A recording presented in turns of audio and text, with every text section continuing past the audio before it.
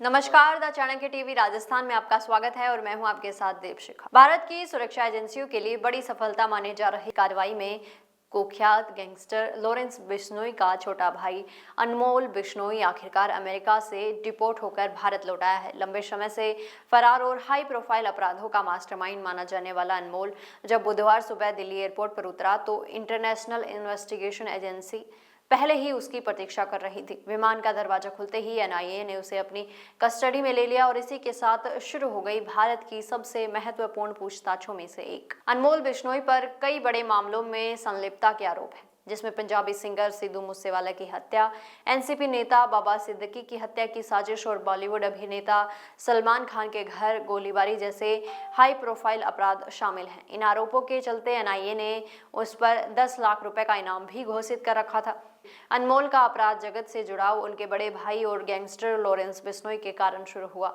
Lawrence के jail जाने के बाद अनमोल ने विदेश में बैठकर गैंग का बड़ा हिस्सा संभालना शुरू कर दिया। 2017 में जोधपुर पुलिस ने अनमोल को 6 आपराधिक मामलों में गिरफ्तार किया था, लेकिन जमानत मिलने के बाद वो फर्जी पासपोर्ट बनाकर विदेश भाग गया। बाहर जाकर उसने गोल्डी बरार के साथ मिलकर लॉरेंस गैंग को अंतर्राष्ट्रीय स्तर पर विस्तार देना शुरू कर दिया। गैंगस्टर गतिविधियों को विदेश से ऑपरेट करना ही उसकी सबसे बड़ी ताकत बन गया और इसी कारण वो लंबे समय से भारतीय एजेंसियों के हाथ नहीं लग पाया। हालांकि 1.5 साल पहले अमेरिकी सुरक्षा एजेंसियों ने उसे उस समय पकड़ लिया जब वो कनाडा भागने की कोशिश कर रहा था।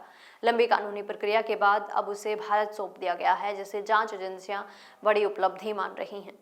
भारत पहुंचने के बाद अब एनआईए उसकी गहन पूछताछ करेगी। सिद्धू मूसेवाला हत्याकांड से लेकर सलमान खान केस तक हर मामले में जांच अधिकारी अनमोल से एक जानकारी निकलवाने की कोशिश करेंगे। पूछताछ के शुरुआती दौर के बाद एनआईए उसे जयपुर भी ले जाएगी, जहां राजस्थान पुलिस उसे राज्य के 21 मामलों में आमना सामना करेगी।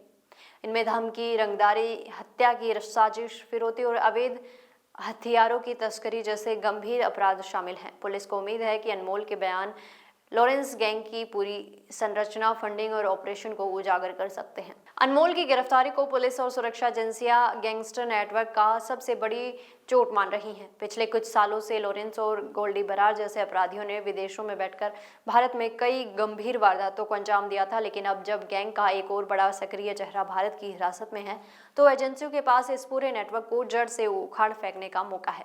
फिलहाल अनमोल एनआईए की कस्टडी में है और उससे पूछताछ जारी है। आने वाले दिनों में उसके बयान उसके कई बड़े खुलासों की बुनियाद बन सकते हैं, जिसका असर राजस्थान ही नहीं बल्कि पूरे देश की सुरक्षा व्यवस्था पर पड़ सकता है। पुलिस और खुफिया एजेंसियों की निगाहें अब इस पूछताछ के हर कदम पर टिकी हैं।